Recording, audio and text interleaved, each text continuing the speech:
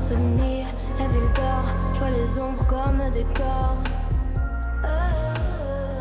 Bonjour Frédéric, bonjour Richard, Bonjour. merci d'être avec nous ce matin. Vous savez quand même qu'on va parler d'un sujet qui vous concerne, vous qui venez à peine de vous réveiller. Oui, on va parler des prises de somnifères qui sont parfois indispensables pour certains afin d'avoir un bon sommeil et surtout d'arriver à s'endormir vite, quoi. Absolument. Et on peut parler vraiment d'un problème de santé publique parce que, vous l'avez dit, c'est indispensable, nécessaire d'avoir recours à ces médicaments. Mais comment s'en défaire?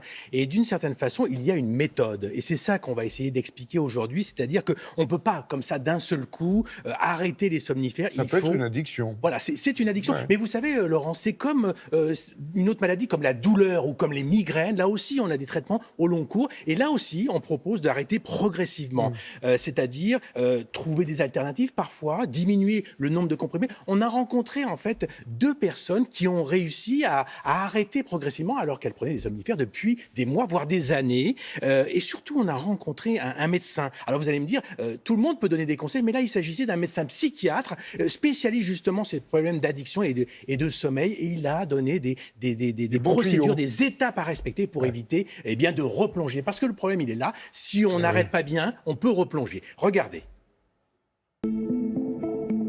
Clotilde a pris des somnifères pendant plus de 5 ans à cause d'un surmenage et d'un burn-out qui ont altéré son sommeil. Mais aujourd'hui, et ça a pris du temps, elle a réussi à se sevrer grâce à différentes solutions. Ça a été donc psychothérapie, ça a été des cures, ça a été la phytothérapie. J'ai aussi utilisé les méthodes donc de respiration, la lecture, tout ce qui pouvait m'aider. Aujourd'hui, je dors sans médicaments. Aucun. C'est très long et il faut s'accrocher. Un sevrage qui doit souvent être accompagné par un soignant en respectant des règles très précises. Bien entendu, il faut faire un sevrage assez progressif, voire très lentement progressif si vous prenez le traitement depuis très longtemps. On arrive parfois à prendre un quart de cachet, une nuit sur 3, pour accompagner le patient dans l'interruption de ce traitement. Le somnifère, il va venir traiter un symptôme qui est l'insomnie, mais qui est parfois simplement la partie émergée de l'iceberg d'autres pathologies, notamment hormonales. Il peut y avoir aussi des médicaments autres qui donnent des problèmes de sommeil, des corticoïdes par exemple, ou certains traitements contre la tension peuvent agir sur le sommeil. En d'autres termes, identifier les raisons qui empêchent de dormir. Carole veut stopper la spirale des somnifères dont elle souffre. J'ai décidé d'arrêter de prendre des somnifères, au moins de les réduire, parce que ça a des répercussions sur la mémoire. Et je le sais en ce moment puisque je fais du théâtre. J'ai beaucoup plus de mal à apprendre mes textes, donc j'ai décidé de franchir un cap en diminuant les gouttes de somnifères. Ça allait bien? Ça va? Allons-y. Depuis combien de temps vous prenez un médicament pour dormir? Depuis longtemps, j'ai commencé à l'âge de 20 ans. D'accord. Parce que ma mère en avait dans sa salle de bain et c'était très facile de s'en procurer. Et après, j'en ai pris de plus en plus. Non seulement elle peut, mais elle va réussir. Déjà parce que le premier facteur qu'on a rencontré chez cette patiente, c'est vraiment la motivation. C'est le facteur premier, vraiment, de succès au sevrage et à l'arrêt des traitements pour le sommeil. Mon objectif, c'est peut-être pas forcément d'arrêter définitivement, mais c'est d'en prendre tellement moins. Puis avoir une approche aussi différente par rapport au sommeil. C'est se dire que si on dort pas une nuit, c'est pas si grave.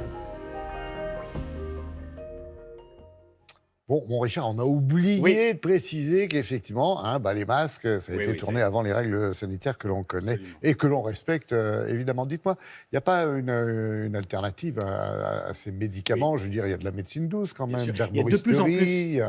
De plus en plus, Laurent, les gens se tournent, et surtout les gens qui ont essayé les somnifères, se tournent vers des techniques beaucoup plus douces. Alors, l'hypnose, vous allez me dire, mais l'hypnose, on fait dormir les gens. Non, l'hypnose, c'est vraiment un exercice qui permet de comprendre pourquoi on a besoin et d'essayer de pallier. Et puis, il y a la sophrologie et les techniques. Et puis, il y a aussi les phytothérapies. Mais de manière générale, l'activité physique peut être aussi, à distance de l'endormissement, une solution. Donc, là aussi, on peut demander et réclamer l'avis de spécialistes parce qu'on peut avoir des alternatives. En tout cas, arrêter les médicaments, c'est pas facile. Arrêter les somnifères, c'est pas évident. Donc, il faut être aidé. Et ces solutions sont des solutions qui peuvent pallier parfois et aider au sevrage. Sinon, il y a des bouquins écrits tout petits qui peuvent nous aider à nous endormir. Et puis, il y a certaines musiques, n'est-ce pas?